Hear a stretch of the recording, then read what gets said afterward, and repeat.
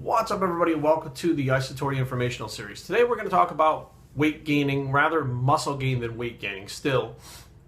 We're still on this topic because I feel like it's something that, many people don't understand. Now, it was Dan Duchesne that first theorized that you gain muscle at the same rate that you gain fat. The problem is so many people eat so many calories besides, protein, carbs, fats that they're eating, that they get stored in abundance, which makes you fatter than gaining the muscle. So it's much easier to gain muscle, and you gain much more muscle if you do it while you're lean. Stay lean and gain muscle. So now the days of bulking up are gone. People have been doing that for years and it wasn't working as good. But you see the people who stay very lean and try to gain lean mass, they gain that lean mass a lot faster. So how do we do that? There's some things that are not usually looked at. Now, one of the things that you need to gain muscle is the stimulus to the muscle. So you have to train the muscle to get the stimulus in order to grow muscle. Now, the process happens is you train the muscle, you let it recover. After it's done recovering, it grows. Now, a big part of why people don't grow, it's not because the muscle's not recovering, it's because the central nervous system and the immune system are not recovering. They go in the gym, they do so many sets that they actually start to go past the point of stimulation of the muscle and start to tear down the central nervous system. Now, in order for the muscle to actually grow, the muscle has to recover, but so does the central nervous system. So if your central nervous system is not fully recovered, by the time you go and train again, you're not recovered. Hence, you're not growing. So now there's a big part of why people are not growing.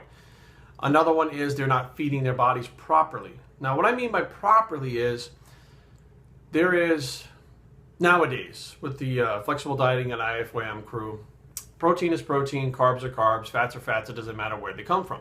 Now, what's very important to realize is human muscle tissue is made up of certain arrangements of amino acids. The closer you can get those amino acids in that certain arrangement, the faster your body's going to be able to build muscle.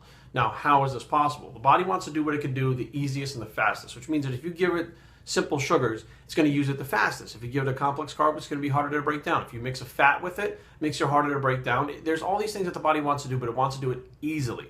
So the harder you make it on the body, the less muscle you're going to gain. So now one of the things that I thought was very interesting with the Hyper-Gro, and I actually got the Hyper-Gro when it was being beta tested, is they mix beef protein isolate, which is pretty much the closest thing to muscle tissue amino acid profile-wise that there is, There's whey protein concentrate, whey protein isolate, micellar casein, and egg. Okay, so basically you have every form of protein with different amino acid profiles. And as you start to mix these proteins, some people call it delayed release protein. It's true, some digest slower than others, but what's going to happen is your body's going to have an abundance of all the amino acids because different proteins have different ratios of amino acids. It has some amino acids more than others. So now if you have an abundance of all of them, your body needs them, they are there. Whereas if you're taking in one kind of protein, let's say you eat tuna for 6 meals a day for 12 weeks, it's going to be lacking in certain amino acids. And the body's going to have to figure out how to build muscle tissue while it's lacking those amino acids, which is very difficult for it to do. So by combining the proteins like that, you now give your body the optimal chance to build muscle. Now, when you add proteins with carbohydrates, yes, you need the carbohydrates to replenish glycogen. You need the carbohydrates to replenish liver glycogen and muscle glycogen. But the real thing to build muscle is protein. Carbohydrates don't build muscle. Fats don't build muscle.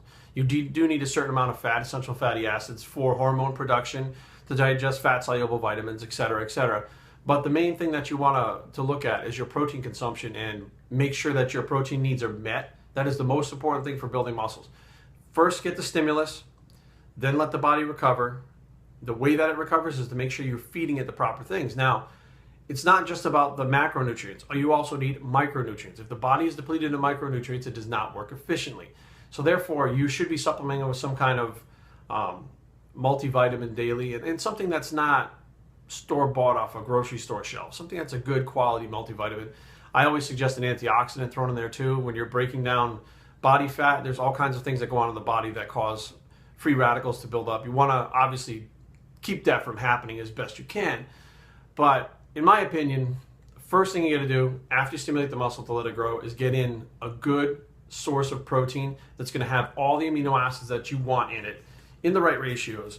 and that's what Hyper-Gro has in it. It also contains the Bio-Gro, which I think is an amazing product that I've been using for quite some time now. I think it's been 3 years now, on and off, and there's some new groundbreaking stuff going on with that. So for this lean mass gainer to have that type of protein in it, all those different types of protein in it, as well as the Bio-Gro, it's pretty impressive. So I hope this is informational.